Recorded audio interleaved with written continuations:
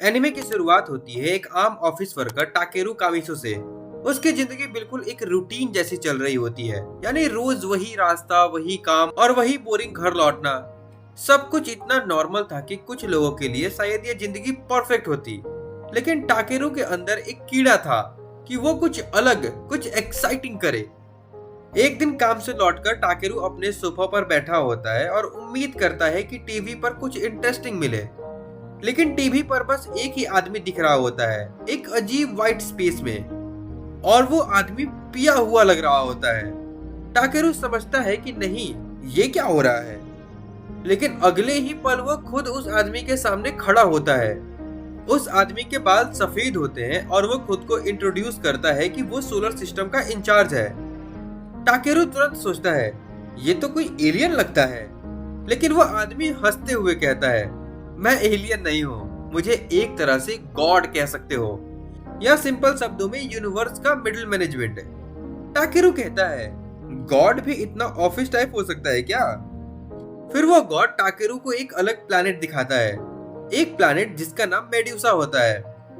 वो कहता है कि चाहे जितनी बार वो दुनिया को सुधारता है, लेकिन हर बार सिविलाइजेशन बर्बाद हो जाती है। इस बार वो खुद पर्सनली इंटरफेयर करने वाला है। वो कहता है, मैं मेड्यूसा में एक छोटी सी बूंद गिराता हूँ और कभी कभी एक छोटी सी बूंद की वेव पूरी दुनिया बदल सकती है। और फिर वो कहता है, टाकेरू, अब तुम वो बूंद बनोगे जो इस दुनिया को बदलने वाली वेव क्रिएट करेगा।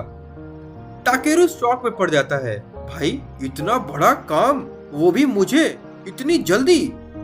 लेकिन गॉड कैजुअली कहता है, टाकेरू, वैसे भी तुम अब मर चुके हो, अगर मेड्यूसा नहीं जाओगे तो तुम्हारी आत्मा गायब हो जाएगी। टाकेरू पैनिक कर जाता है, भाई ऐसे कैसे कैजुअली बोल सकती हो कि मैं मर गया हूँ? लेकिन गॉड उसे काम करता है, चिंता मत करो, मैं तुम्हें कुछ स्पेशल पावर दूंगा। फिर गॉड उससे पूछता है, क्या क्या चाहिए तुम्हें, कैसी एबिलिटी चाहिए? टाकेरू कंफ्यूज होता है तो गॉड एक्सप्लेन करता है, जैसे मैजिक यूज करने की पावर या और कुछ। फिर गॉड लिखता है, एक्सट्रीम मैजिकल पोटेंशियल, और कहता है, और कुछ चाहिए? टाकेरू सोचता है और फिर एक्साइटेड होकर कहता है, एक क्यूट कंपेनियन भी चाहिए। गॉड लिख लेता है और कहता है, ठीक है, जब वक्त आएगा तो मुझसे मिल लोगे।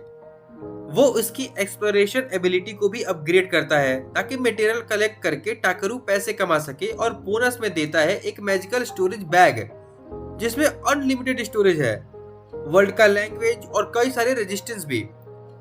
लेकिन जैसे ही गॉड और बताने लगता है, टाकेरू का बॉडी डिसॉल्व होने लगता है। गॉड कहता है, ओ टाइम आ गया। वो अपने लिस्ट चेक करता है और सडनली कहता है, शायद मैंने तुम्हें कुछ ज्यादा ही दे दिया, और उस कंपेनियन के बारे में भी। टाकेरू घबरा जाता है, वेट, कंपेनियन के बारे में क्या? लेकिन गॉड बस मुस्कुराता है और कहता है, सब ठीक होगा, और टाकेरू उसके सामने से गायब हो जाता है। अगले सीन में टाकेरू आंखें खोलता है और देखता है कि वो एक जंगल में है, एक नई बॉडी के साथ है, नए वर्ल्ड मेड्यूसा में। उसके पास वही चीजें होती हैं जो गॉड ने उसे दी थी, यानी एक मैजिकल बैग और एक स्टिक जो पास में पड़ा होता है। उसे समझ नहीं आता कि वो अब क्या करे। फिर वो डिसाइड करता है, पहले लोगों की बस्ती ढूंढता हूँ, लेकिन उससे पहले वो रैंडम शब्दों का एक्सपेरिमेंट करता है, और जब वो बोलता है स्कैन, तो उसके सामने मटेरियल्स के नाम लिख के आते हैं। पहला आइटम मिलता है मूनलाइट हर्ब, और उसके सामने लिखा होता है रैंक बी। टाकेरू एक्साइटेड हो जाता है, वाओ, मेरा पहला आइटम रैंक बी का है। वो अब समझ जाता है कि जो भी चीज चमकती दिखती है उसे कलेक्ट करो, और थोड़ी देर में वो कई सारी चीजें इकट्ठा कर लेता है। वो मशरूम, एलिमेंट फंगी, होजास दे पेरस यानी कुछ मैजिकल लीव्स और कई और मटेरियल्स भी कलेक्ट करता है। थोड़ी देर में उसके पास काफी सामान हो जाता है, लेकिन सबका रैंक लो होता है। तभी उसकी नजर कुछ पत्तों के नीचे एक पत्थर जैसी चीज पर पड़ती है। वो क्यूरियस होता है और उसे स्कैन करता है, लेकिन जैसे ही रिजल्ट आता है वो शॉक में रह जाता है, क्योंकि वो पत्थर नहीं बल्कि हैमर पैंगोलिन यानी जानवर का पॉटी निकलता है। टिकारू घिन के साथ कहता है, ईव, मैं इतनी देर से पॉटी पकड़ के रखा था। लेकिन फिर देखता है रैंक सी, अरे ये तो हाई रैंक का आइटम है। उसे समझ आ जाता है कि हाई रैंक मटेरियल्स के आइकन अलग दिखते हैं और उन्हें वो अपनी एक्सप्लोरेशन मैजिक से ट्रैक कर सकता है। अब जब उसके पास मटेरियल का एक अच्छा खासा कलेक्शन हो जाता है तो वो डिसाइड करता है कि अब उसे बेचने के लिए वो नियरेस्ट टाउन में चला जाए। थोड़ी देर बाद वो एक गेट के पास पहुंचता है जहां एक गार्ड उसे रोकता है और कहता है, तुम तो काफी लंबे हो, क्या तुम वॉरियर या स्वॉर्ड्समैन हो? टाकेरू मुस्कुराता है और कहता है, नहीं नहीं, मैं तो बस कुछ मटेरियल्स बेचने आया हूँ। गार्ड्स थोड़ा हैरान होता है और कहता है, मटेरियल कलेक्ट करने वाले लोग यहाँ रेयर मिलते हैं। फिर वो अपना नाम बताता है, मार्लॉक, जो टॉर्मी नाम के टाउन का गार्ड है। मार्लॉक बताता है कि उनके पास कोई स्पेशल मटेरियल शॉप नहीं है, लेकिन एक जनरल स्टोर है जहाँ सब कुछ मिलता है। तो टाकेरू वहाँ जाने का डिसाइड करता है। वो उसका शुक्रिया अदा करके टाउन के अंदर चला जाता है। जैसे ही वो अंदर जाता है, लोग उसकी हाइट देख करके शॉक हो जाते हैं। सबकी नजर उस पर टिक जाती है। टाकेरू डायरेक्टली जनरल स्टोर में जाता है और शॉपकीपर को वो रैंक सी मटेरियल यानी हैमर पेंगोलिन पॉटी दिखाता है। शॉपकीपर उसे देखते ही एक्साइटेड हो जाता है। वो बिना ग्लव्स के ही उसे उठाता है और कहता है, वाओ, इसकी शेप और कलर और टेक्सचर परफेक्ट है, ये तो कमाल का सैंपल है। शॉपकीपर कहता है, मैं इसके लिए 5 सिल्वर कॉइन दूंगा। टाकेरू सोचता है, ये प्राइस ज्यादा है या कम? तो वो पूछता है, एक रात होटल में रुकने का कितना खर्चा है? शॉपकीपर बोलता है, 500 रे पर पॉइंट, और 1 सिल्वर कॉइन का मतलब 1000 रे। टाकेरू थोड़ा कैलकुलेट करता है और कहता है, मतलब ये पॉटी 50,000 येन की है। वो हैरान रह जाता है कि एक दिन के अंदर 50,000 येन कमा लिए। शॉपकीपर खुशी से डील फाइनलाइज करता है, लेकिन उसके बाद जो सीन होता है वो थोड़ा डिस्टर्बिंग होता है। शॉपकीपर लिटरली उस पॉटी को अपने चेहरे पर रगड़ता है। टाकेरू कहता है, भाई ये क्या देख लिया मैंने? लेकिन वो इग्नोर करता है और अपने बाकी मटेरियल्स दिखाता है। शॉपकीपर पूछता है, तुम ये सब कलेक्ट करके यहाँ तक लाए कैसे? टाकेरू कहता है, मैं बस ट्रेवल कर रहा था और जो जो मिला उसे कलेक्ट करता गया। ये सुनकर के शॉपकीपर कहता है, मुझे तुमसे एक काम करवाना है, ईस्ट माउंटेन से थोड़ा मित्रल और चाहिए। टाकेरू कहता है, ठीक है, बस मुझे आप मैप दे दो। शॉपकीपर उसे एक मैप देता है और उसके मटेरियल्स के बदले 3,60,000 रे देता है। टाकेरू शॉक में कहता है, मतलब 3.6 मिलियन येन, वो भी एक दिन में? वो लिटरली रिच हो जाता है एक ही दिन में। शॉपकीपर वार्निंग देता है, माउंटेन में मॉन्स्टर है, संभल के जाना। टाकेरू थोड़ा घबराता है, लेकिन कहता है, कल देख लेंगे। और उस रात वो एक होटल में रुकने चला जाता है। फाइनली वो रिलैक्स करता है और सोचता है, यार अब एक अच्छा शावर मिल जाता तो मजा आ जाता। तभी होटल की स्टाफ की एक यंग गर्ल उसके रूम में आती है कुछ ऑफर करने के लिए। वो एक छोटा सा बॉल ऑफ हॉट वाटर लेकर के आती है और कहती है, सर ये 30 रे लगता है पर यूज। टाकेरू क्यूरियस होकर के पूछता है, 30 रे किस चीज के? इस पानी का क्या करना है? लड़की मुस्कुराती है और कहती है, इससे आप अपना शरीर और पैर धो सकते हो। आप जैसे एडवेंचरर को बाहर इतना धूल धक्कड़ में रहना पड़ता है। टाकेरू थोड़ा कंफ्यूज होता है और कहता है, बस इतना ही, फुल बात नहीं? लड़की कहती है, बाज तो सिर्फ नोवेल्स के पास होता है, आम लोगों के लिए यही सिस्टम है। ये सुनकर के टाकेरू लिटरली शॉक में आ जाता है। क्या? कोई बात नहीं, मैं कैसे जाऊंगा बिना नहाए हुए? लड़की उसे शांत कराती है और कहती है, मैंने सुना कि कुछ मैजिशियन मैजिक से लोगों को क्लीन कर देते हैं, लेकिन हमारे टाउन में ऐसा कोई नहीं है। ये सुनकर के टाकेरू के दिमाग में एक लाइट बल्ब जलती है। मैजिक से क्लीन कर सकते हैं? वो तुरंत बाउल उठाता है, लड़की को एक छोटी सी टिप देता है और कहता है, अब मैं खुद ट्राई करता हूँ। वो कॉन्सेंट्रेट करता है और कहता है, क्लीन।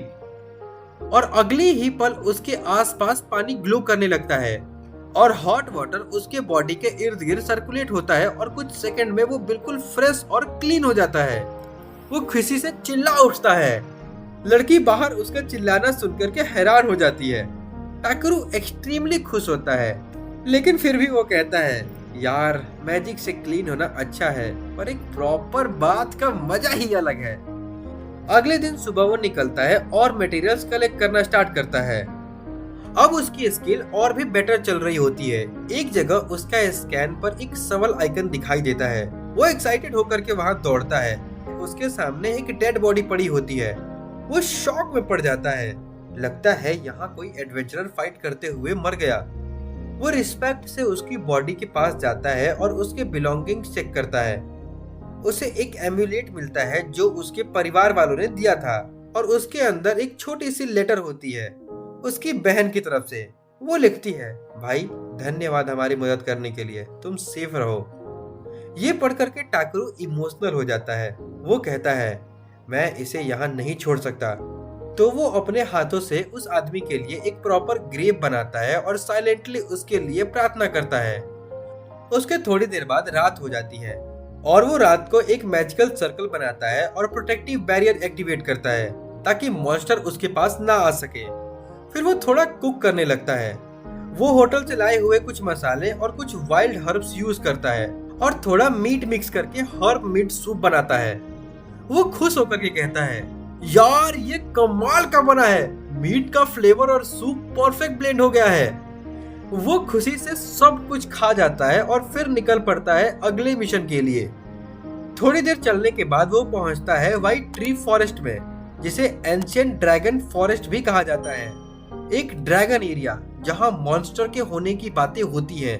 वो अपनी मैजिकल एबिलिटी से मिनरल्स ट्रैक करता है, लेकिन उसे कोई सिग्नल नहीं मिलता।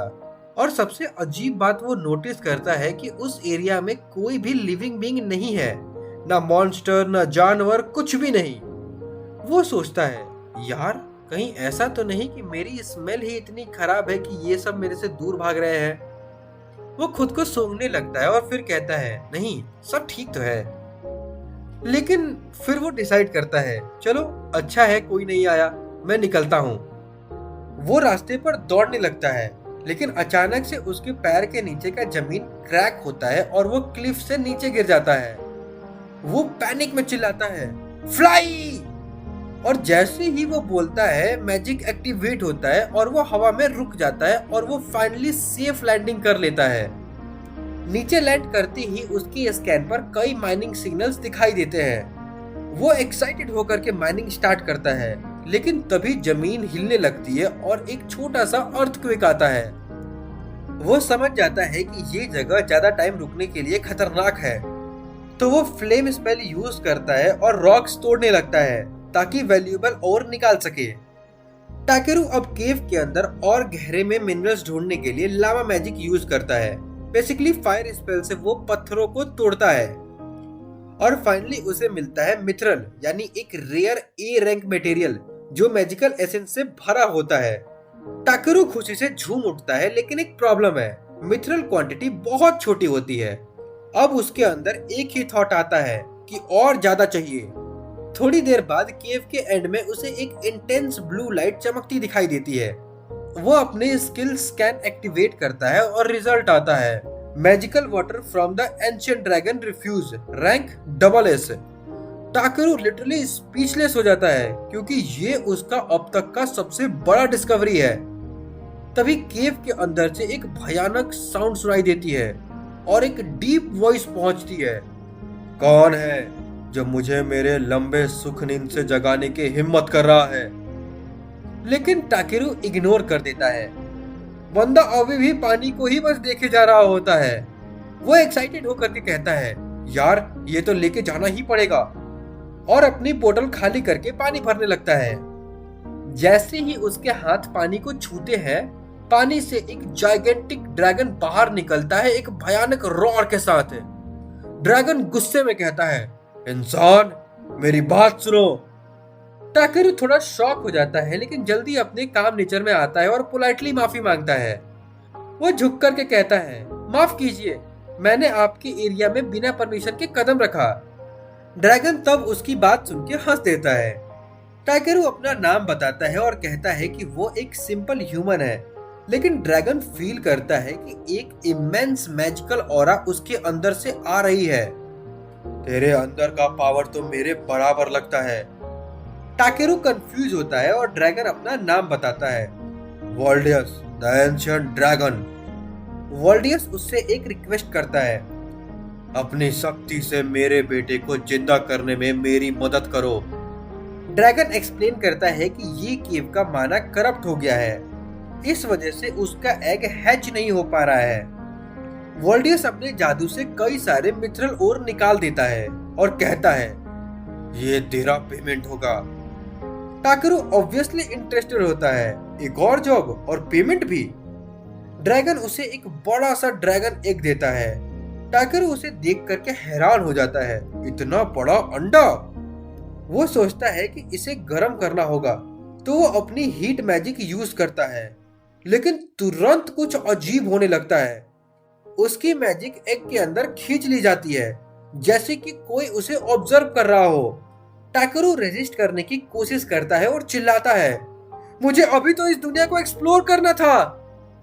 लेकिन सब बेकार होता है और धीरे धीरे वो एग के अंदर की एनर्जी में घुल जाता है और फिर एक ब्लाइंडिंग फ्लैश के साथ वो एक बिल्कुल खाली जगह में जागता है। अब वो अपने होश में आता है, लेकिन वो जगह बिल्कुल खाली होती है और एक ब्लैंक व्हाइट वॉइड जहां एक आवाज सुनाई देती है, तुम बहुत ही लापरवाह निकले इंसान। टाकेरू देखता है कि उसके सामने एक गॉड खड़ा है, लेकिन ये पहले वाले से अलग है। इस बार उसके बाल सफेद नहीं बल्कि काले हैं। गॉड कहता है, जब ड्रैगन्स दिखते हैं तो लोग बेहोश हो जाते हैं या भाग जाते हैं, लेकिन तुमने तो सिस्टम का रूल ही तोड़ दिया। वो बताता है कि वो हजारों सालों से इस दुनिया को कंट्रोल कर रहा था, लेकिन टाकरू ने सिर्फ कुछ ही दिनों में सब कुछ हिला दिया। इस वजह से गॉड थोड़ा इरिटेट होता है और कहता है, मैं तुम्हारी ये फालतू की ब्लेसिंग्स थोड़ी कम कर रहा हूँ और तुम्हें थोड़ी मुश्किलें भी देखना चाहिए। टाकेरू कुछ समझ ही नहीं पाता और धीरे धीरे उसकी विजन ब्लर होने लगती है। जाने से पहले वो गॉड कहता है, थोड़ा परेशानी तुम्हें अच्छी लगेगी। एक ब्लिंक के साथ टाकेरू अपना आंख खोलता है और एक क्यूट छोटी सी चीख सुनाई देती है। वो आवाज दरअसल वोल्डियस के बेटे की होती है, एक बेबी ड्रैगन। छोटा ड्रैगन एक्साइटमेंट में टाकेरू की तरफ जंप करता है, लेकिन टाकेरू तुरंत मुंह बनाता है। ओह, इसका स्मेल तो बिल्कुल मछली जैसा है। वोल्डियस हंस करके कहता है, उसका नाम रख दो। उसका असली नाम तो है, पर एक सिंपल नाम चाहिए। टाकेरू थोड़ा सोचता है और फाइनली कहता है, लेट्स कॉल हिम बी, क्योंकि उसका कलर ब्लैक है, सिंपल और कूल। वोल्डियस अपने बेटे को कहता है, बी, अब इस दुनिया को एक्सप्लोर करो अपने तरीके से। और उस मोमेंट से बी फाइनली टाकेरू के साथ जर्नी ज्वाइन कर लेता है। टाकेरू थोड़ा हेजिटेट होता है, लेकिन वोल्डियस कहता है, चिंता मत करो, उसका पावर तुमसे ज्यादा है। वो एक ब्राइट लाइट के साथ उन दोनों को अपनी ब्लेसिंग देता है और फिर वापस पानी में डूब जाता है। वोल्डियस का फाइनल मैसेज होता है, उस पर भरोसा रखना। टाकेरू और बी केव से बाहर निकलते हैं। बाहर का रास्ता देख करके टाकेरू एक्साइटेड हो जाता है, फाइनली फ्रेश एयर। लेकिन तब रात का टाइम होता है, इसीलिए वो वहीं कैंप सेट करता है। वो अपना एसएस रैंक मैजिकल वाटर का यूज करके बी को हाइड्रेट करता है। वोल्डियस ने जाते वक्त अपनी लेक को टाकेरू के आइटम बॉक्स से लिंक कर दिया था, मतलब अनलिमिटेड माना वाटर सप्लाई। ये पानी बी के ग्रोथ के लिए परफेक्ट है और टाकेरू भी थोड़ा सा टेस्ट करता है। रात में टाकेरू कुछ मैजिकल स्टोन का यूज करके प्रोटेक्टिव बैरियर बना देता है। अब टाकेरू डिसाइड करता है कि खाना बनाने का टाइम आ गया। वो अपनी मैजिक से एक हीट स्टोन बनाता है, कुछ मीट और हर्ब्स निकालता है और सूप बनाता है। खाना बनाने की खुशबू से बी के मुंह से लिटरली पानी टपकने लगता है। टाकेरू हंस कर कहता है, शांत हो जाओ, पहले थोड़ा ठंडा होने दो। लेकिन बी इम्पेशेंट में अपनी जुबान जला लेता है। टाकेरू क्विकली सूप पर फूंक मार करके थोड़ा कूल करता है और बी को देता है। बी को वो तो बहुत ही ज्यादा पसंद आता है। टाकेरू स्माइल करता है और कहता है, अच्छा है, वरना तू सिर्फ पानी ही पीता रह जाता। फिर थोड़ा इमोशनल टोन में पूछता है, अपने पापा से दूर रह करके तुझे अकेला तो नहीं लगता? बी कुछ नहीं बोलता और सिर्फ धीरे से आगे आता है और टाकेरू को हक कर लेता है। उनके बीच तब एक साइलेंट बॉन्ड क्रिएट होता है, इंसान और ड्रैगन के बीच का एक फ्रेंडशिप का शुरुआत है। टाकेरू हंस के कहता है, ये कितना सुंदर है। लेकिन जब वो बी के स्टैट्स देखने लगता है, उसके होश उड़ जाते हैं। उसके सामने लिखा होता है, species dragon child, rank B, skill spirit arts, fire, water, wind, thunder, light, darkness, gift blessing of ancient dragon, extra infinite evolution plus language understanding. Takeru shock में कहता है, ये छोटा सा क्यूटी बी रैंक का मॉन्स्टर है, ये तो डेंजरस है यार। फिर वो अपने आप से कहता है, ठीक है छोटा है पर उसे एक प्रॉपर गाइड चाहिए और मैं ही इसका गार्डियन बन जाता हूँ। वो बी को प्यार से समझाता है, चाहे तुम पावरफुल हो पर बिना सोचे कुछ मत करना वरना वॉल्डियस मेरा भर्ता बना देगा। लेकिन जैसे ही वो बात खत्म करता है बी ऑलरेडी सो गया होता है। टाकरू फेस पाम करता है, पेरेंट बनना इतना टफ होगा सोचा नहीं था। वो सोचता है मुझे एक क्यूट सा फीमेल कॉम्पेनियन चाहिए था और मिल गया रेप्टाइल, और ये सब डेफिनेटली गॉड की प्रैंक है। नेक्स्ट टाइम टाकरू और बी वापस एंशिएंट फॉरेस्ट की तरफ चढ़ाई करते हैं। इस बार उसे लगता है कि फॉरेस्ट इतना स्कैरी नहीं रहा, शायद कुछ रात में बदल गया होगा। वो कहता है, लगता है ये वो मिस्टीरियस फॉरेस्ट टाइप एरिया है। खैर जो भी हो, चलो इसे एक्सप्लोर करते हैं। बी खुशी से उड़ता है इधर उधर और टाकरू अपनी कलेक्शन मैजिक से रैंक सी मटेरियल ढूंढता है। सब नॉर्मल लग रहा होता है, तभी अचानक बी डर के मारे सीधा टाकरू के पास आ जाता है। टाकरू तुरंत अपनी सर्च एबिलिटी यूज करता है। स्क्रीन पर दिखता है 7 aggressive monster detected near by. उसे याद आता है कि पहले उसका स्मेल मॉन्स्टर को भगाता था पर शायद अब वो खत्म हो गया है। फिर भी वो कहता है, चलो इतना बुरा भी नहीं, कुछ वैल्यूएबल मटेरियल भी मिल जाएगा। तभी एक शैडो उसके पीछे से आती है। इवोल्यूशन एबिलिटी बताती है रॉक हॉक, एक बड़ा तीखा चूंच वाला हॉक जो इंसानों के आंखों पर अटैक करता है। लेकिन टाकरू चिल होके कहता है, हाँ वॉल्डियस के सामने ये तो एक क्यूट पिजन लगता है। उसका फोकस स्टैट्स पे नहीं बल्कि फूड पे शिफ्ट होता है। इसकी मीट रिच एंड स्वीट होती है और स्पाइन मसालों का काम आ सकती है। बस अब वो मॉन्स्टर नहीं, एक फ्लाइंग इंग्रेडिएंट बन जाता है। टाकरू अपनी बैरियर मैजिक एक्टिवेट करता है और आइस निडल बनाता है और कहता है, मैं बिना वजह मरना नहीं चाहता पर सर्वाइवल भी जरूरी है। वो सिर्फ 3 आइस निडल में हॉक को डाउन कर देता है। लेकिन खतरा खत्म नहीं हुआ होता। बी चिल्लाता है, और मॉन्स्टर आ रहे हैं। टाकरू इवोल्यूशन करता है, स्नैक वुल्फ रैंक सी। ये वुल्फ्स की टेल स्नेक जैसी होती है और उनके वेनम से लोग पैरालाइज हो जाते हैं। टाकरू चिल्लाता है, परफेक्ट, और मीट मिलेगा। वो अपनी स्पीड बूस्ट और बॉडी रिडक्शन मैजिक यूज करता है, अपना बॉडी वेट हल्का करता है और हाई जंप मारता है। आसमान में वो हार्टिंग मैजिक एक्टिवेट करता है और पावरफुल किक मार करके एक वुल्फ को उड़ा देता है। फिर अपने बियर हैंड से बाकी सबको फिनिश कर देता है। थोड़ी ही सेकंड में पूरा एरिया क्लियर हो जाता है और बिना टाइम वेस्ट किए वो सब मॉन्स्टर के मीट और वैल्यूएबल पार्ट कलेक्ट कर लेता है। टाकरू और छोटा ड्रैगन बी अब अपनी हंटिंग के बाद थोड़ा आराम कर रहे थे। उन्होंने काफी मॉन्स्टर को हरा दिया था और उनके मटेरियल्स कलेक्ट किए थे, लेकिन उसकी स्किल्स दिखाती है कि और मॉन्स्टर उसकी तरफ आ रहे हैं। टाकेरू कहता है, यार अब बस भी करो, मैं पूरी रात लड़ना नहीं चाहता। लेकिन उसके थॉट्स इंटरप्ट होते हैं जब बी उसको जोर से खींचता है, जैसे कह रहा हो चलो यहाँ से। टाकेरू समझ जाता है कि बी उसको उड़ा के ले जाना चाहता है, पर सोचता है कि ये एक छोटा ड्रैगन ये कैसे करेगा। लेकिन सबको शॉक मिलता है जब बी सच में उड़ा लेता है। टाकरू तुरंत रिडक्शन स्किल यूज करता है ताकि उसकी बॉडी का वेट कम हो जाए, और तब बी बहुत ही तेजी से आसमान में उड़ जाता है, पर अचानक बी उसको छोड़ देता है। टाकरू सीधा नीचे गिरता है हवा में चिल्लाते हुए। बी पैनिक में आ जाता है और तुरंत नीचे डाइव मार करके उसको पकड़ने की कोशिश करता है। आंखें खुलते ही टाकरू सबसे पहले एक मछली जैसा स्मेल महसूस करता है और समझ जाता है, हाँ ये तो बी है जो मेरा फेस लिक कर रहा है।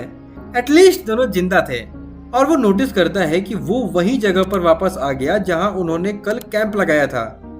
टाकरू हंसते हुए कहता है, बी तू तो बहुत फास्ट है यार, मुझे बचाने के लिए धन्यवाद। फिर वो जेन्युइनली उसको समझाता है, मैं अब भी आदमी हूँ तो अगली बार थोड़ा आराम से करना, समझे। बी खुश होकर के मुस्कुराता है और टाकरू को प्यार से हक करता है।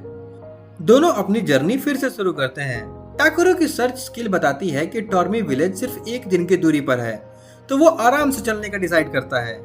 रास्ते में वो अपने बैग से एक छोटी ब्रांच निकालता है और कहता है, ये टैल्प है, एक SS rank branch tree of डैरसिल की, एक लेजेंडरी ट्री जो इस दुनिया की स्पिरिट माना जाता है। जैसे ही बी ये सुनता है वो अपनी नाक से एकदम धुआं निकालता है और उस ब्रांच को पूरा कवर कर देता है। धुएं के हटने के बाद टाकुरी शॉक हो जाता है।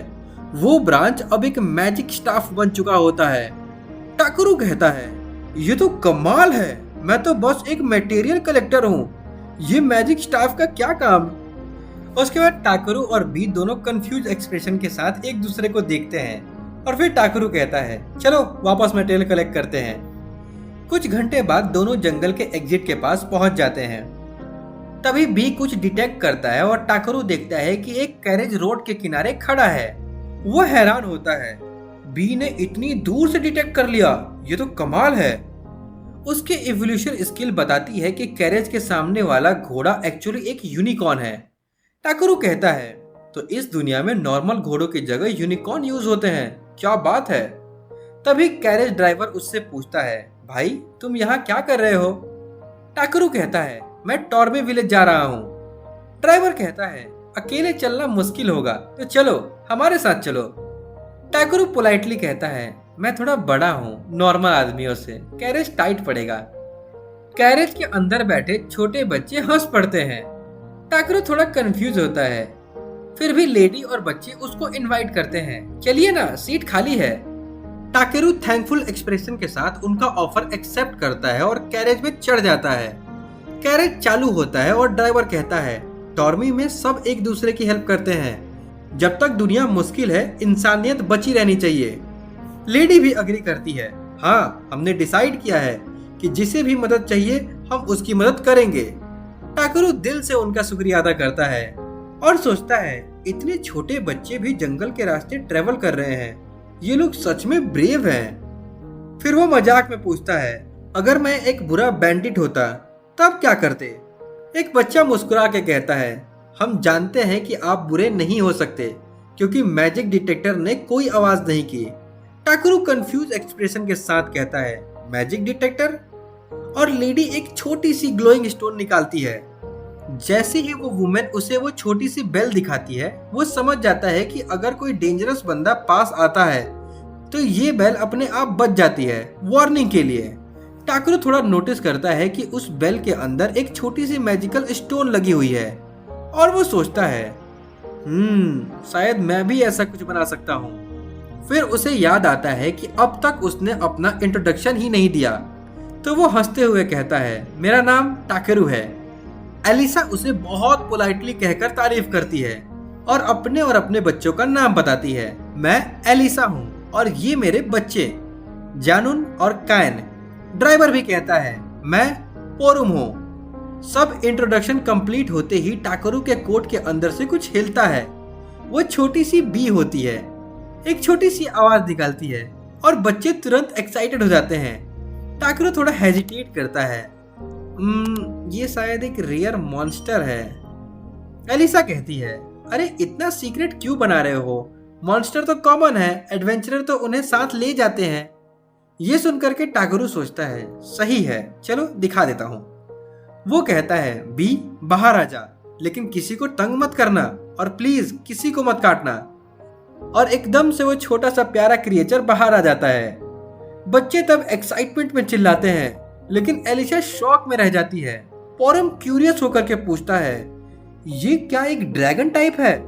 टाकुरू कामली कहता है, हाँ ये एक ब्लैक ड्रैगन का बच्चा है, लेकिन वो सच छुपाता है, असल में ये एंशिएंट ड्रैगन का बेटा था। पोरम हैरान होकर के कहता है, मतलब तुम एक राइडर हो। टाकुरू तुरंत मना कर देता है, नहीं नहीं, मुझे तो बस एक ड्रैगन का एग मिल गया था। एलिसा और पोरम दोनों शॉक हो जाते हैं, एग से ड्रैगन निकालना पॉसिबल है क्या।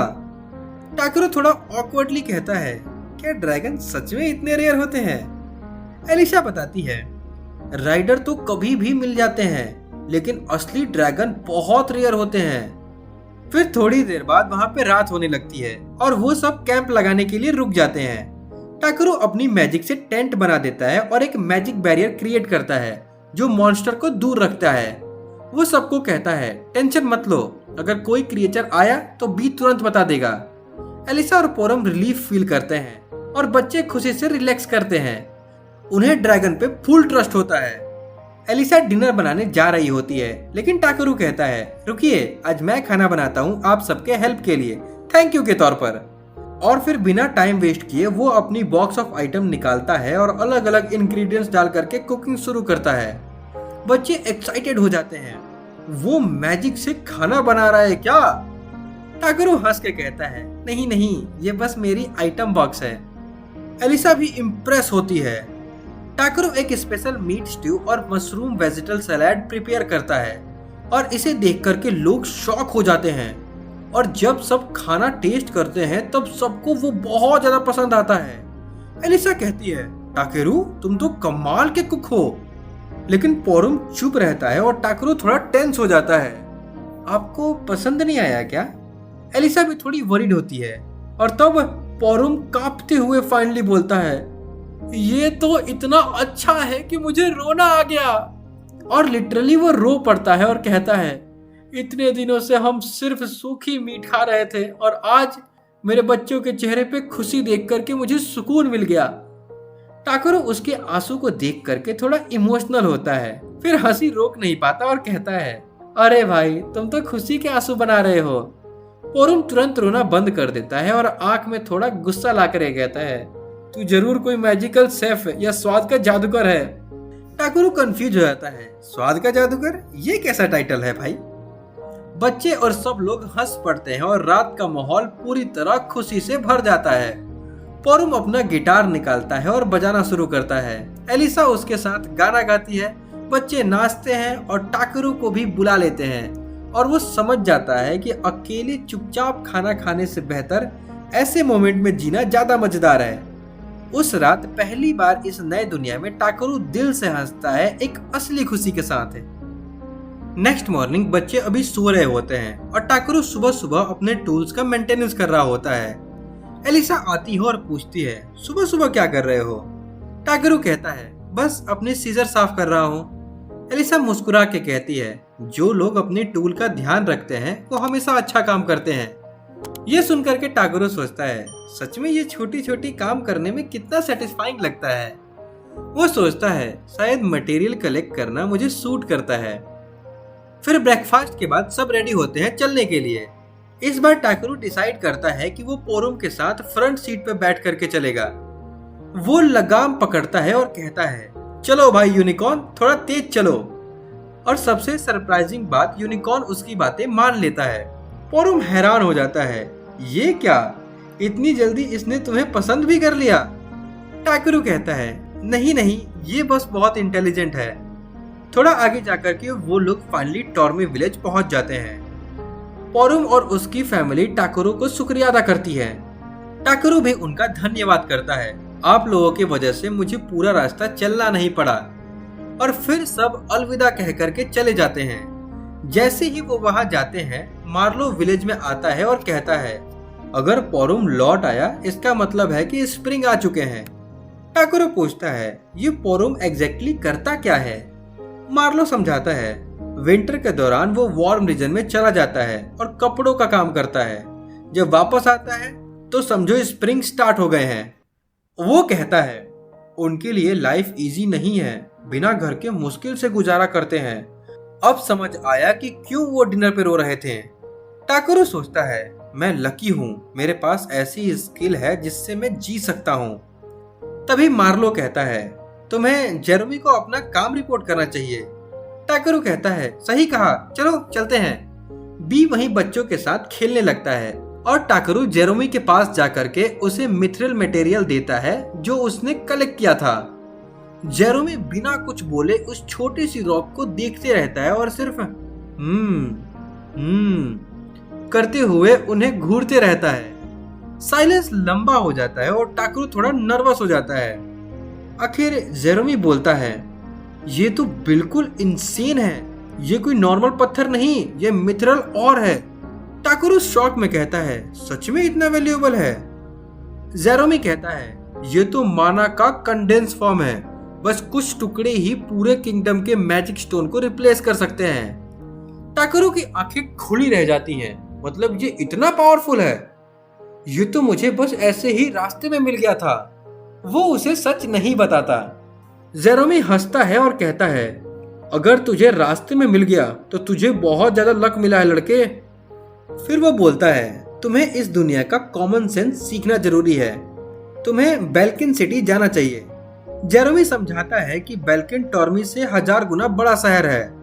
वहाँ हर तरह की इंफॉर्मेशन मिलेगी और सबसे इम्पोर्टेंट, वहाँ एडवेंचरर्स गिल्ड है। वहाँ से टाकरू सीख सकता है कि दुनिया कैसे चलती है और अपना कलेक्ट किया हुआ मटेरियल भी बेच सकता है। जेरोमी कहता है, तुम्हारे जाने से दुख होगा, पर अगर तुम्हारा नाम मशहूर हुआ तो टॉर्मी का भी नाम रोशन होगा। टाकरू बस हल्का सा मुस्कान के साथ कहता है, फेमस होने का कोई प्लान नहीं है, लेकिन बड़ी सिटी देखने में मजा आएगा। उस रात टाकरू अपने होटल में बैठ करके रिसर्च करता है। वो पढ़ता है कि गिल्ड एक ऑर्गेनाइजेशन है जहां एडवेंचरर्स अपने क्वेस्ट और काम मैनेज करते हैं। एडवेंचरर्स के अलग अलग रोल्स होते हैं, कॉम्बैट, सपोर्ट और भी कई तरह के काम। टाकरू सोचता है, मैं तो पहले ही एक अलग दुनिया में आ गया हूँ, क्यों ना एक एडवेंचरर बनकर दुनिया घूमे। वो डिसाइड करता है, मेरा नेक्स्ट गोल है बेल्किन जाके एक गिल्ड ज्वाइन करना। लेकिन फिलहाल उसके मन में कुछ और काम बचे हुए होते हैं टॉर्मी में, तो वो डिसाइड करता है कि अभी वो थोड़ा वक्त यहीं बिताएगा। बी भी उसके साथ अग्री करता है और दोनों अगले दिन विलेज के लोगों के साथ टाइम स्पेंड करते हैं। वो सेलिब्रेशन में शामिल होते हैं, नए नए लोगों से सीखते हैं और एक छोटी सी फैमिली बॉन्ड बन जाती है। कुछ दिनों बाद जब वो फाइनली निकलने के लिए रेडी होता है, विलेज की एक औरत उससे मिलती है और उसे कुछ सप्लाईज देती है। ये लो, हॉक के बोन से बना सूप पाउडर और कुछ स्पाइसेस, और कुछ चाहिए? टाकरू हंसता है, नहीं नहीं, आपने ऑलरेडी बहुत दे दिया, मैं ठीक हूँ। औरत थोड़ा उदास हो जाती है, कल से तुम नहीं रहोगे तो यहाँ सबको तुम्हारी याद आएगी। टाकरू भी हल्का सा स्माइल करता है, मैं भी सबको मिस करूंगा। वो कहती है, सब लोग चाहते थे कि तुम थोड़ा और रुको, लेकिन टाकरू कहता है, बहुत कुछ है जो मैं देखना चाहता हूँ, तो रुक नहीं सकता। औरत कहती है, ठीक है, तो कम से कम ये लंच बॉक्स ले जाओ, बेल्किन पहुंचने में 1 महीना लगेगा। और वो बहुत सारी चीजें उसके हाथों में थमा देती है। रात को होटल में वो सोचता है कि ये मिनरल ओर का क्या करूं। जेरेमी तो खरीद नहीं पाया, शायद मैं इससे कुछ खास बना सकता हूं। वो लैंप और मिनरल ओर लेकर के एक एक्सपेरिमेंट करता है। अपनी माना और इमेजिनेशन से वो एक स्पेशल मैजिकल लैंप क्रिएट करता है जो उसके प्लान के हिसाब से काम करता है। नेक्स्ट मॉर्निंग पूरा विलेज उसे फेयरवेल देने आता है। पोरुम फिर से इमोशनल हो जाता है और रोना शुरू कर देता है। तब टाकरू मार्ले के पास जाता है और कहता है, मैंने एक मैजिकल बैरियर टूल बनाया है। ये लैंप पूरे विलेज के आसपास एक इनविजिबल बैरियर बना देगा। कोई भी क्रिएचर या आदमी जिसके मन में बुराई या नुकसान पहुंचाने का इरादा होगा, वो अंदर नहीं आ पाएगा। मार्ले शॉक में कहता है, इतना पावरफुल आइटम, तुम श्योर हो कि हम इसे रख सकते हैं? टाकरू मुस्कुरा के कहता है, ये मेरा गिफ्ट है आप सबके सेफ्टी के लिए, जब तक मैं यहाँ वापस नहीं आता। मार्ले कहता है, तुमने हमेशा हमारा ख्याल रखा है, धन्यवाद टाकेरू। और इस तरह टाकरू बी के साथ अपना अगला सफर शुरू करता है, बेल्किन की तरफ। एक नई सिटी, नए लोग और नए चैलेंजेस उसका इंतजार कर रहे हैं। वो सोचता है, बेल्किन सिटी कैसा होगा? वहां पे तब सब कुछ पीसफुल लग रहा था। तभी रोड के बीचों बीच एक जाइंट क्रैब आ जाता है। टाकरू अपनी इवोल्यूशन स्किल यूज करता है और स्क्रीन पे लिखा आता है, moon black crab, rank C, omnivorous, edible. और टाकरू के मुंह से निकलता है, बस यही तो चाहिए, आज तो क्रैब खाऊंगा। वो अपनी बॉडी पर रिडक्शन और हार्डन कास्ट करता है और वो रेडी होने ही वाला होता है कि तभी बी एक सोनिक अटैक से पूरे क्रैब को एक शॉट में गिरा देता है। टाकरू शॉक में होता है, बी ये कर सकता था, लेकिन दिल से वो बहुत खुश भी होता है। पर तभी और भी क्रैब आ जाते हैं। टाकरू कॉन्फिडेंटली बोलता है, ये तो बस क्रैब है, ये साइडवे ही मूव करते हैं। तभी सब क्रैब सीधा चलने लगते हैं। टाकरू शॉक में कहता है, ये क्या हैक लगा लिया इन्होंने। बी तुरंत उसे उठाता है और क्रैब आपस में टकरा जाते हैं। टाकरू उसे थैंक यू बोलता है और एक लास्ट क्रैब से खुद ही फाइट करने का डिसीजन लेता है। वो कहता है, आज तुझे खाके मजा आ जाएगा, और एक हैवी स्ट्राइक मार के वो क्रैब को डिफीट कर देता है। रात को कैंप फायर के पास टाकरू एक बहुत बड़ा पॉट रखता है। वो हार्डन कास्ट करता है और क्रैब के पैर तोड़ता है और पानी प्लस नमक डाल करके बॉईल करता है। थोड़ी देर बाद क्रैब पक जाता है और वो सेल को तोड़ करके खाना स्टार्ट करता है। टेस्ट ऐसा कि दोनों टाकरू और बी कहते हैं ये तो हेवनली है। नेक्स्ट मॉर्निंग उनका लंबा सफर खत्म होता है और फाइनली वो पहुंच जाते हैं commercial city of Belkin. Takeru stunned हो जाता है। ये कितनी ब्यूटीफुल आर्किटेक्चर सिटी है, जैसे किसी फैंटेसी फोर्ट्रेस का ड्रीम हो। अपने इवोल्यूशन स्किल से वो चेक करता है बेल्किन किंगडम ऑफ एलिसरियो, सबसे बड़ा एडवेंचरर गिल्ड यही है। वो एंट्रेंस लाइन में लगता है, मैजिकल बैग को डिस्गाइज करता है ताकि सब कुछ नॉर्मल लगे और बी से कहता है थोड़ी देर छुप जाओ। बी उसके कोड के अंदर घुस जाता है। उसके बाद टाकरू का नंबर आता है। बेल्किन सिटी के दरवाजे पर जब गार्ड्स उसकी इंस्पेक्शन कर रहे होते हैं, उनमें से एक गार्ड कहता है अरे मटेरियल कलेक्टर, ये तो बहुत रेयर होते हैं। वो पूछते हैं तुम यहाँ अपनी चीजें बेचने आए हो क्या?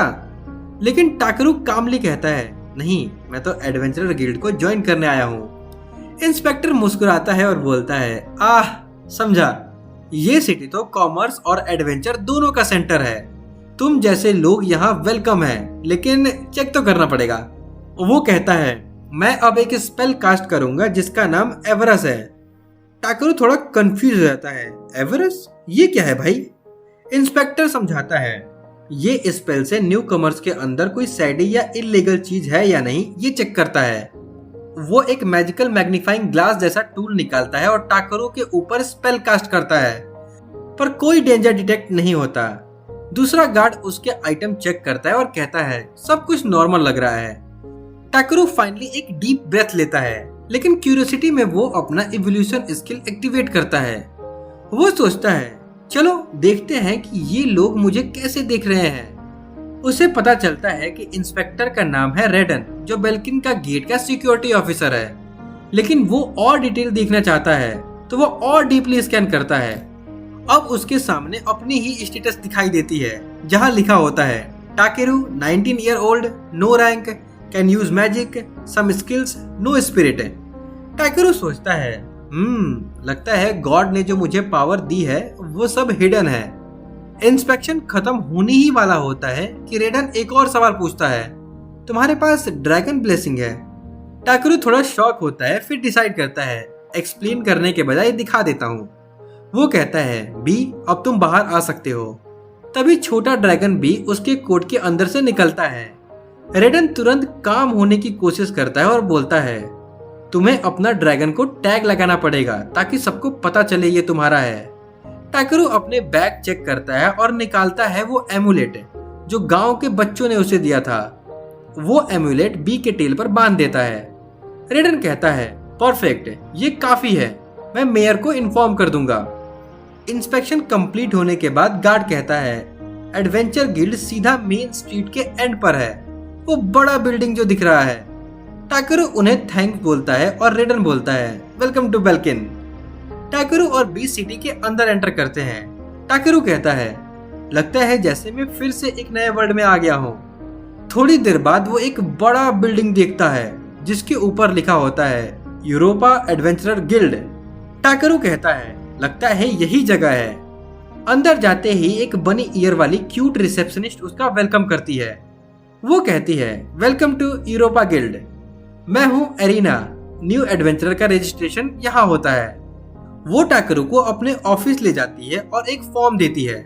फॉर्म में लिखा होता है नेम, ऑक्यूपेशन। जब टाकरू लिखने लगता है तो वो फील करता है कि उसे तो लैंग्वेज पता ही नहीं थी, लेकिन जैसा वो सोचता है लिखा अपने आप पेपर पे अपीयर हो जाता है। ये कौन सी स्किल काम कर रही है भाई, वो खुद ही हैरान होता है। फॉर्म कंप्लीट करने के बाद एरियाना एक्साइटेडली कहती है वाओ तुम एक मटेरियल कलेक्टर हो, रेयर प्रोफेशन है। फिर पूछती है कॉम्बैट का एक्सपीरियंस है? टाकरू मुस्कुराता है और कैजुअली बोलता है हाँ थोड़ा बहुत, एक जाइंट बर्ड, एक वुल्फ और एक स्पेरेंट से फाइट कर चुका हूँ। एरिना थोड़ा शॉक होती है और मजाक में पूछती है प्रूफ है? टाकरू थोड़ा कंफ्यूज होता है और कहता है वो बहुत बड़ा है, निकालना ठीक रहेगा क्या? एरिना बोलती है हाँ हाँ दिखाओ। और बस जैसे ही टाकरू अपनी आइटम बॉक्स से वो क्रैब निकालता है, एक जाइगेंटिक मून ब्लैक कार पूरा गिल्ड के अंदर आ जाता है और एरियाना का डेस्क पूरा तरह से क्रश हो जाता है। एरियाना तुरंत चीख करके भाग जाती है। पूरा कमरा धूल से भर जाता है। जब धूल हटती है, सब लोग शॉक में उस क्रैब को देख रहे होते हैं। टाकरू ऑकवर्डली कहता है, ये मून ब्लैक क्रैब है। सबको क्लियरली दिख रहा होता है तो एक एडवेंचरर बोलता है, ये बंदा आइटम बॉक्स यूज कर रहा है। टाकरू कहता है, वो तो गिफ्ट था, मैंने खुद नहीं बनाया। तब एक एडवेंचरर अपनी स्किल यूज करता है टाकरू पर और कंफर्म करता है ये सच बोल रहा है। वो कहता है, मैंने बैरे स्किल यूज की, इसका कलर ब्लू है, मतलब ये इंसान साफ दिल का है, कोई बुरी नियत नहीं। फिर वो एडवेंचरर बोलता है, चलो अब इवोल्यूशन और पेमेंट की बात करते हैं। लेकिन एरियाना कहती है, रुको, ये बंदा तो अभी रजिस्ट्रेशन प्रोसेस में ही है। सब कंफ्यूज हो जाते हैं क्योंकि उन्हें लगता है कि टाकरू वो क्रैब बेचने आया है। टाकरू कैजुअली कहता है, नहीं नहीं, मैं तो इस क्रैब को खाना चाहता हूँ। सब लोग शॉक हो जाते हैं, क्या तुम इसे खाने वाले हो? टाकरू बस ऑकवर्ड स्माइल करता है, हाँ ये क्रैब मीट बहुत ही टेस्टी होता है। सब इग्नोर करके रजिस्ट्रेशन कंटिन्यू करते हैं। एरियाना पूछती है, तुम्हारा कोई पार्टी मेंबर है? टाकरू बी के तरफ पॉइंट करता है, हाँ वो मेरा पार्टनर है। सबके चेहरे फ्रीज हो जाते हैं, एक ड्रैगन उसका पार्टनर है। टाकरू की रेपुटेशन एकदम बढ़ जाती है और सब इम्प्रेस हो जाते हैं। एरियाना रजिस्ट्रेशन कंप्लीट करती है और कहती है, सब एडवेंचरस रैंक F से स्टार्ट करते हैं, मैं तुम्हारा सपोर्ट करूंगी। टाकरू स्माइल करता है और उसका नया एडवेंचरर ब्रेसलेट पहनता है, जो अब उसके दिए हुए ब्रेसलेट से मैच करता है। थोड़े टाइम बाद टाकरू एक मरे हुए एडवेंचरर के फैमिली के पास जाता है जिसे उसने जंगल में देखा था। वो उन्हें उनकी बिलोंगिंग्स वापस देता है और दुख भरी आवाज में कहता है, मैंने उसे टॉर्मी के पास जंगल में पाया, मुझे नहीं लगता कि उसने ज्यादा तकलीफ झेली। उनकी माँ रोने लगती है और टाकरू उनके साथ चुपचाप खड़ा रहता है और उसके पिता बस चुपचाप सर हिला करके टाकरू का शुक्रिया अदा करते हैं। बाद में टाकरू गिल्ड के एपेराइजर से मिलता है और उसे कुछ आइटम बेचता है, 8 पेरारा लीव्स, 6 पॉल्वेन रूट्स और 20 लैपिस और मेर मशरूम से। एपेराइजर एक्साइटेड हो जाता है और कहता है, मैंने इतने बड़े मशरूम पहले कभी नहीं देखे और सब लोग तुम्हारे काम की तारीफ कर रहे हैं। वो कहता है कि अब तो क्लाइंट्स स्पेशल रिक्वेस्ट भेज रहे हैं सिर्फ टाकरू के लिए। टाकरू थोड़ा हम्बल स्माइल करता है, मैं ऑनर्ड फील करता हूँ। तभी एरियाना रूम में आती है और कहती है, टाकरू तुम्हारे लिए बहुत सारे जॉब रिक्वेस्ट आए हैं, सब करना पॉसिबल नहीं लेकिन कुछ चूज कर लो। टाकरू कहता है, ठीक है मैं कुछ कर लूंगा। एरियाना खुशी से कहती है, मैं क्लाइंट्स को बता दूंगी। उसके बाद एक लंबा और थका देने वाला दिन खत्म होता है और टाकरू डिसाइड करता है कि पब्लिक बाथरूम जाने का। वो रिलैक्स करते हुए सोचता है, इस दुनिया में आके आधा महीना हो गया। जब हम बेल्किन आए थे तो ये बाथरूम कितना गंदा था, अच्छा हुआ मैंने क्लीन मैजिक यूज किया। अब वो हर दिन के एंड में गर्म पानी में रिलैक्स कर सकता है, एक छोटी सी लग्जरी जो उसे बहुत सुकून देती है। तभी एक लिजार्ड मैन एडवेंचरर जिसका नाम क्लेस्टन है उसके पास आता है।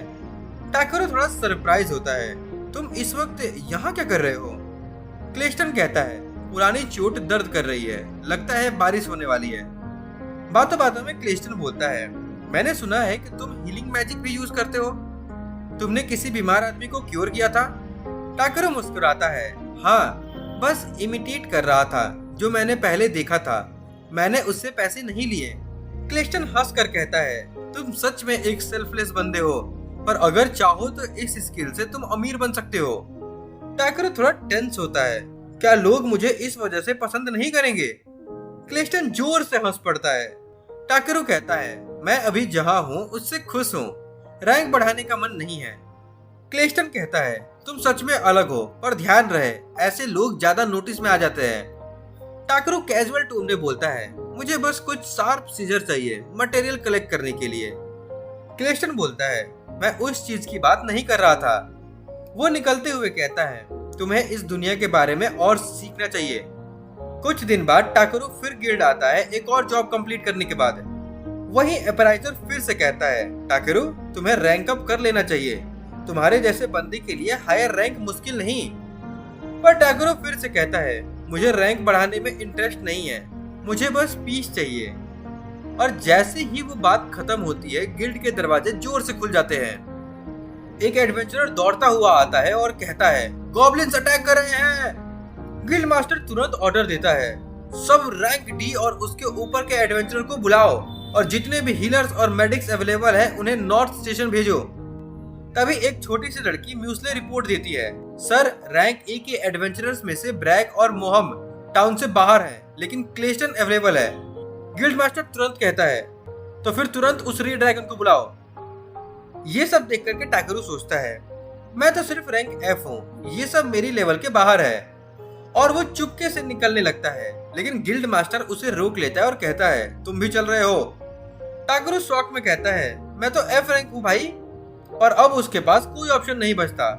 मीटिंग में सब एडवेंचरर इकट्ठा होते हैं। गिल्ड मास्टर मैप पर पॉइंटर लगाता है और कहता है, फ्रंट लाइन अभी स्टैब प्लेन है, साउथ वार्ड्स डायरेक्शन में। गॉब्लिन सीधा बेलहेम की तरफ मार्च कर रहे हैं, हमें उन्हें साउलेस्ट रिवर के ब्रिज से क्रॉस करने नहीं देना है।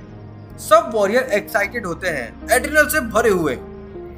टाकरू उन्हें देखता है और सोचता है, ये लोग तो कॉम्बैट के दीवाने हैं, पर मैं तो एक सिंपल क्राफ्टर हूँ। उसे लगता है कि वो बिल्कुल आउट ऑफ प्लेस है। तब दो एडवेंचरर डियागो और ऑर्लैंडो उसके पास आते हैं। हे रैंक एफ, बस पीछे ही रहना, तुमसे ज्यादा उम्मीद नहीं है वैसे भी। और दोनों हंसने लगते हैं।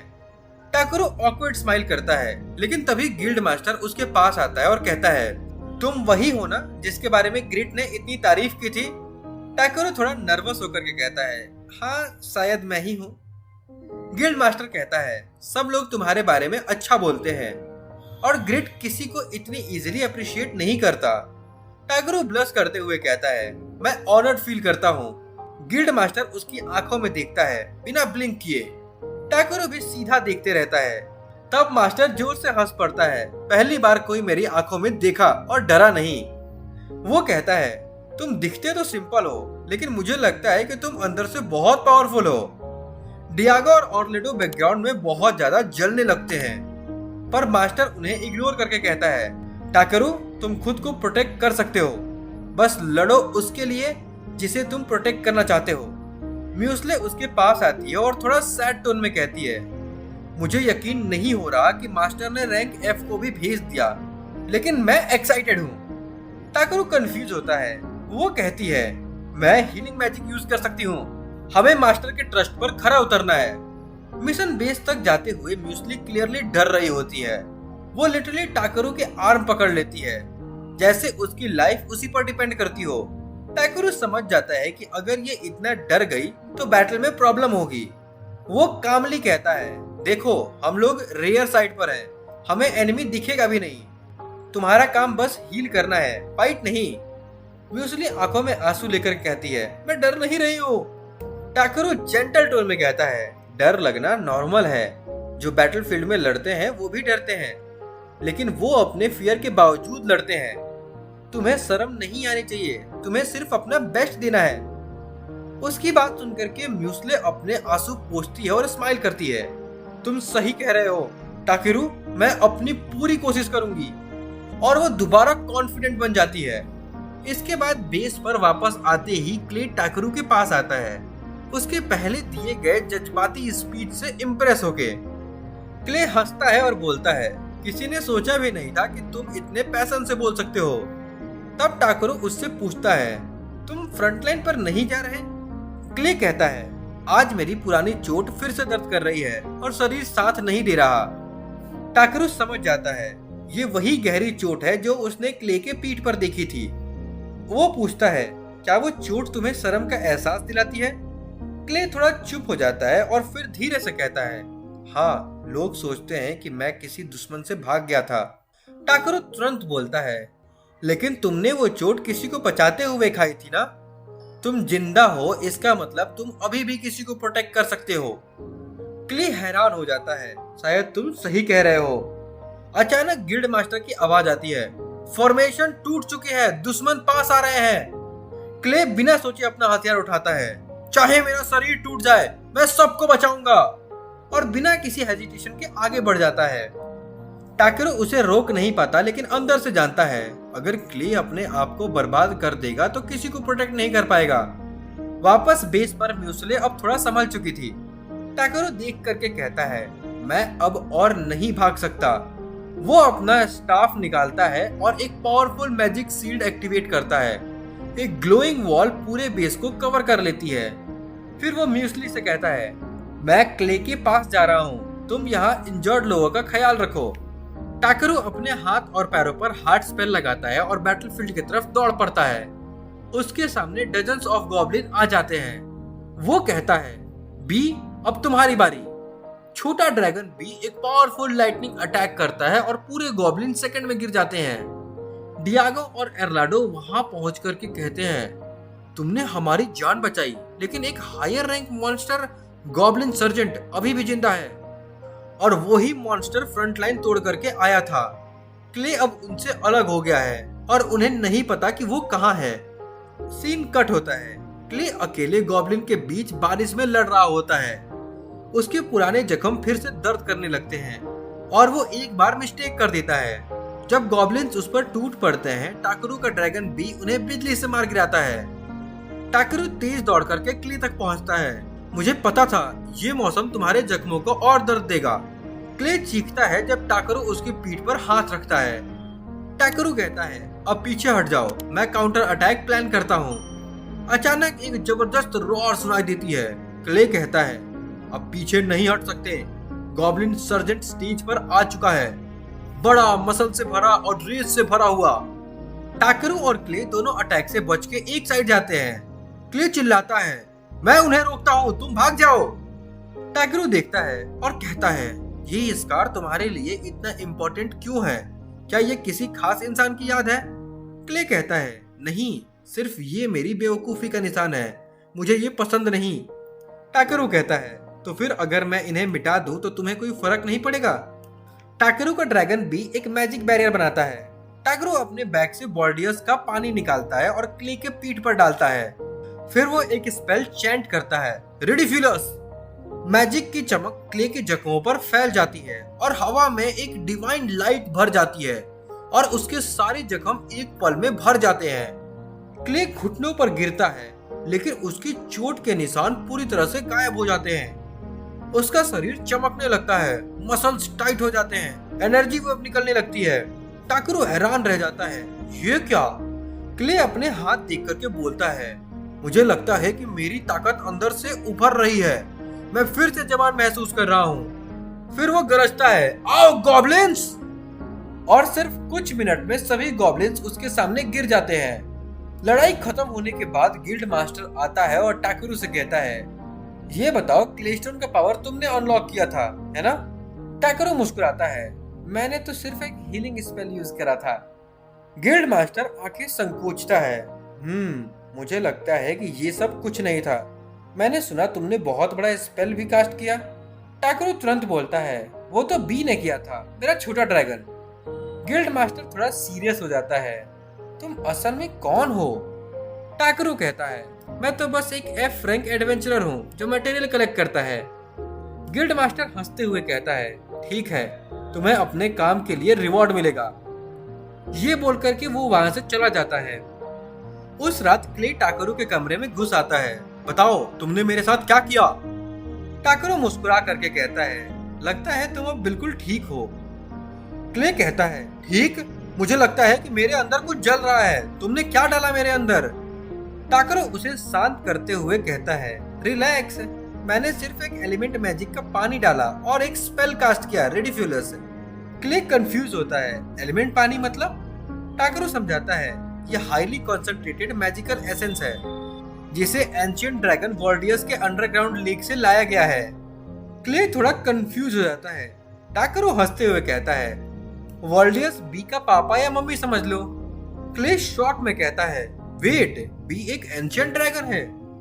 टाकेरू बोलता है, हाँ, मैंने सोचा वो होली वाटर जैसे काम करेगा।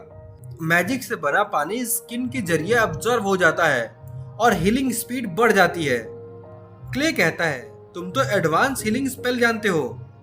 टाकरू मुस्कुराता है, नहीं, मैं बस कॉपी किया जो मैंने पहले देखा था। फिर वो कामली समझाता है, हीलिंग मैजिक तब ज्यादा इफेक्ट होती है जब तुम्हारा दिमाग में ह्यूमन बॉडी का स्ट्रक्चर क्लियर हो, नर्व्स, मसल्स, एनर्जी फ्लो, सब कुछ।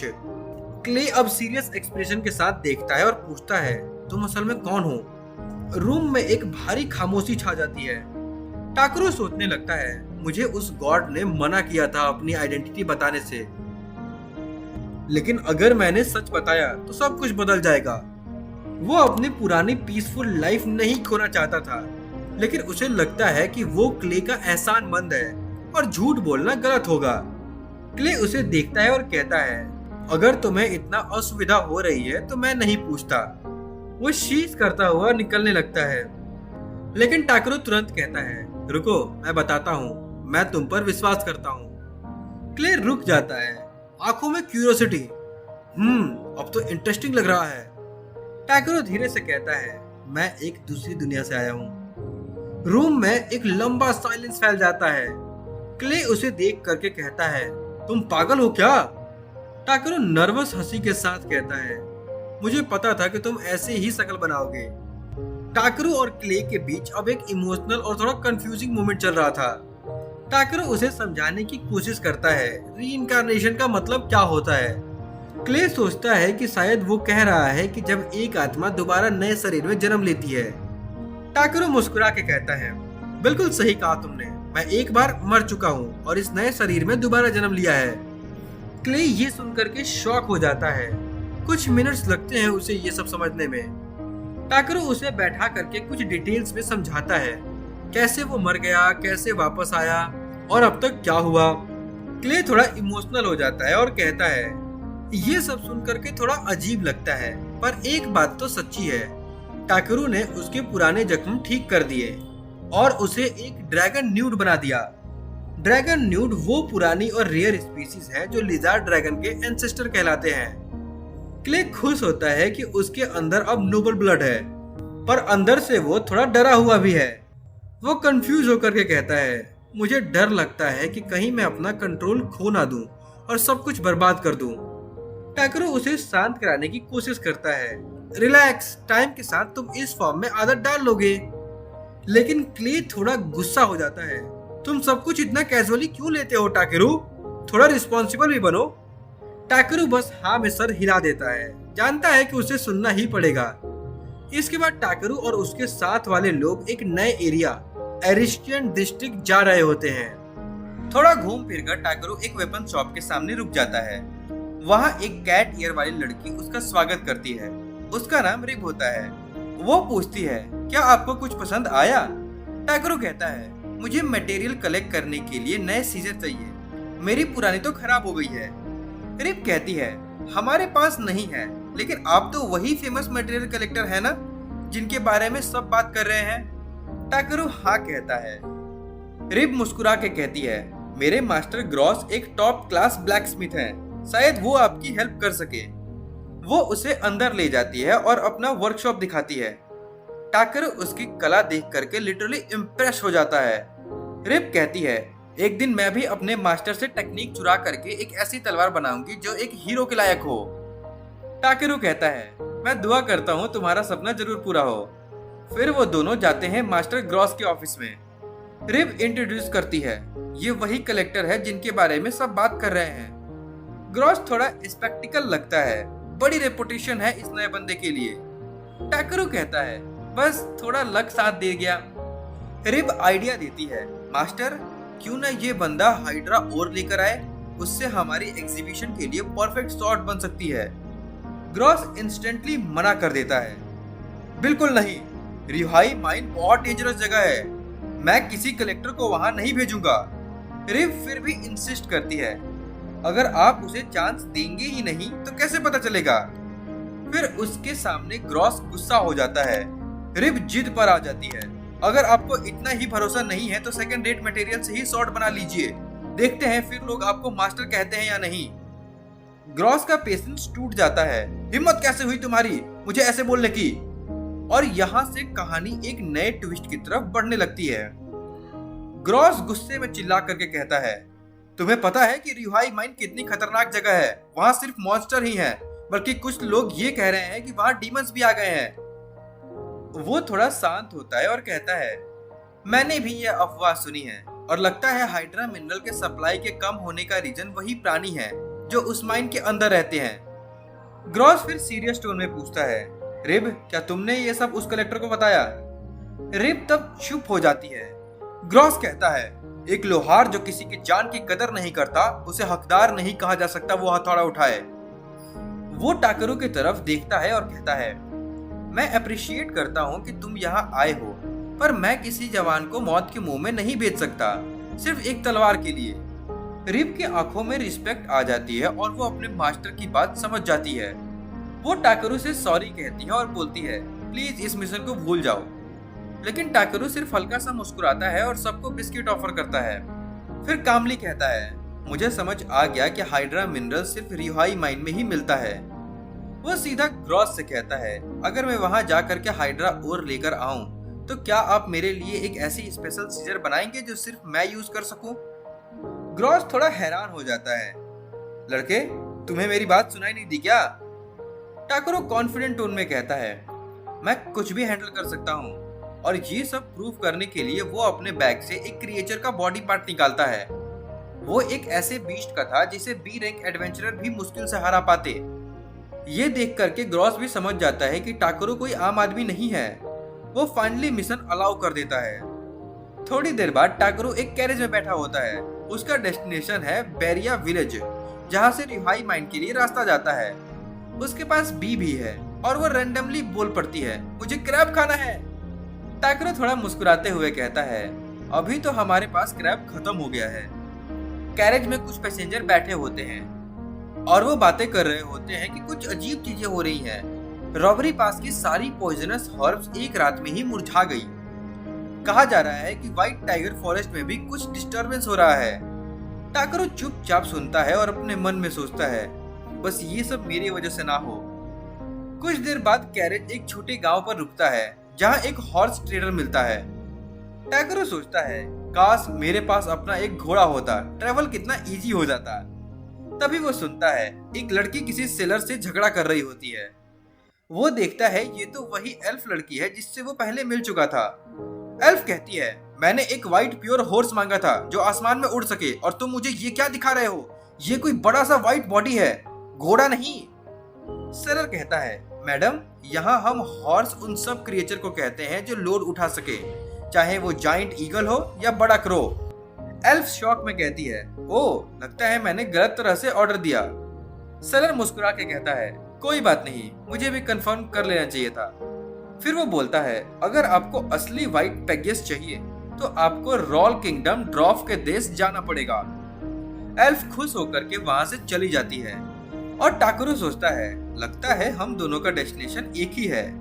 रास्ते में टाकरू और बी डिसाइड करते हैं कि थोड़े टाइम के लिए कुछ और रिसोर्स कलेक्ट कर लें। सबसे पहले वो कलेक्ट करता है नो रैट मशरूम, एक ग्रीन कैप वाला मशरूम जिसमें व्हाइट डॉट्स हैं। देखने में पॉइजनस लगता है पर असल में बहुत न्यूट्रियस है और स्टेमिना बढ़ाता है।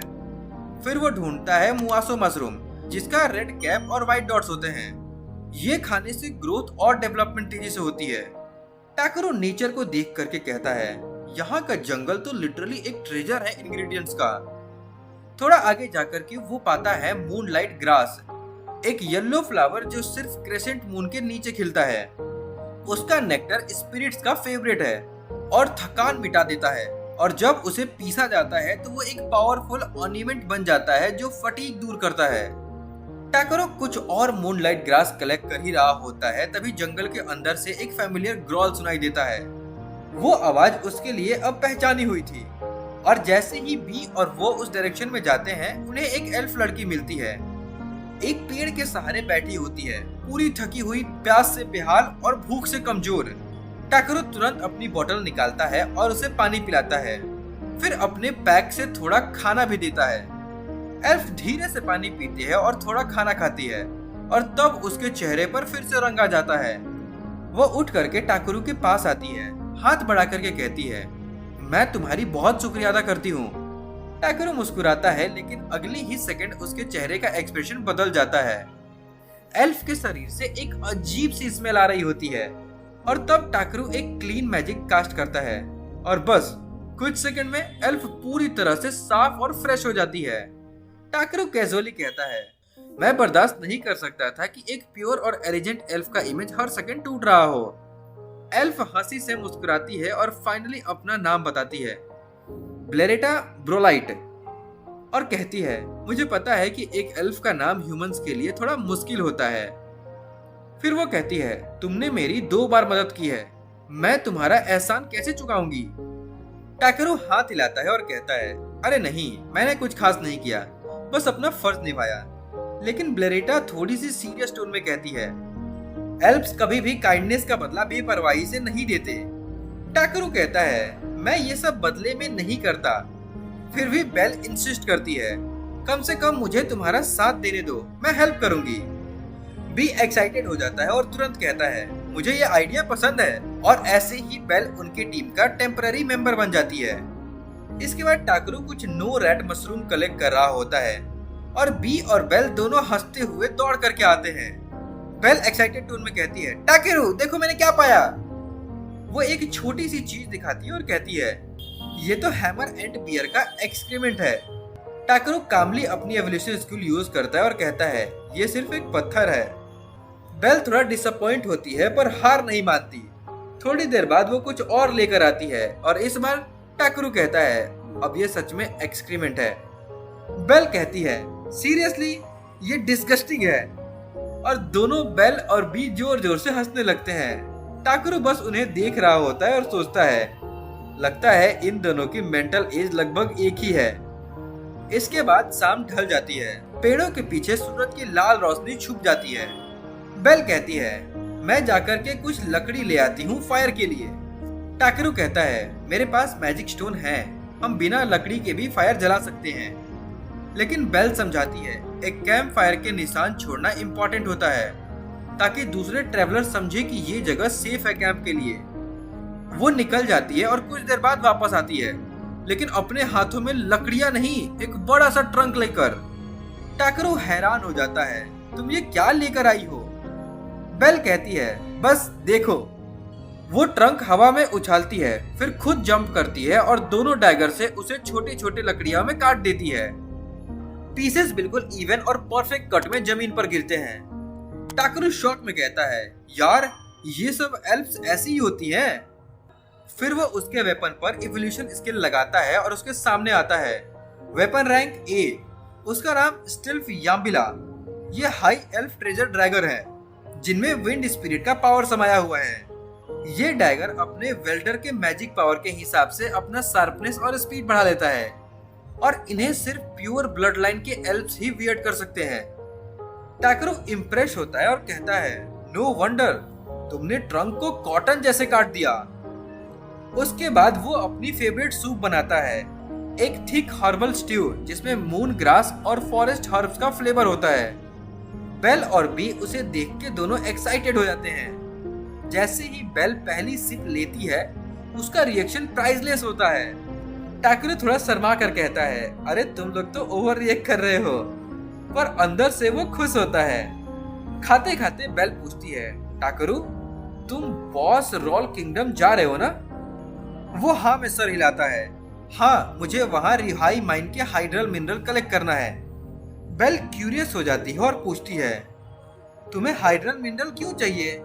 बेल थोड़ा सीरियस एक्सप्रेशंस के साथ कहती है, मैं एक वाइड पेगासस ऑफ स्काई को ढूंढ रही हूँ, वही जिसका सपना मेरी बहन रियोटे कारा ने हमेशा देखा था। टाकरू उसके वर्ड सुनकर के सीरियस होने की कोशिश करता है, लेकिन जैसे ही उसके चेहरे पर चिपके हुए ब्रेड क्रम्स देखता है, पूरा सीरियस मोमेंट उड़ जाता है। बेल अपना फेस स्लीव से साफ करती है और कहती है, लगता है मुझे फिर से तुम्हारा खाना खिलाने की आदत पड़ गई है, मेरी डेब्ट और बढ़ गई। टाकरू हंस के कहता है, तो तुम मेरी बॉडीगार्ड बन जाओ ना, मुझे कोई चाहिए जो मुझे नए ट्रिक सिखा सके, जैसे वो कैंप फायर का आइडिया। बेल थोड़ा हैरान होती है, बस इतना ही चाहिए तुम्हें। टाकेरू काफी कैजुअली बोलता है, हाँ मुझे लगता है ये काफी बड़ा फेवर है। बेल मुस्कुरा के कहती है, जो भी किस्मत ने हमें मिलवाया है, मैं उसे एक अच्छे साइन समझती हूँ। मैं तुम्हारा ऑफर एक्सेप्ट करती हूँ, अब मैं तुम्हारी बॉडीगार्ड हूँ। लेकिन उस रात टाकरू को नींद नहीं आती क्योंकि बेल के जोरदार खराटे उसका पूरा नाइट डिस्ट्रॉय कर देते हैं। अगली सुबह उसके आंखों के नीचे डार्क सर्कल्स क्लियरली दिखाई दे रहे होते हैं, लेकिन फिर भी वो ट्रेवल कंटिन्यू करता है। बी बोलता है इस रिवर के उस पार ही ड्रॉफ किंगडम का रिहाई माउंटेन है।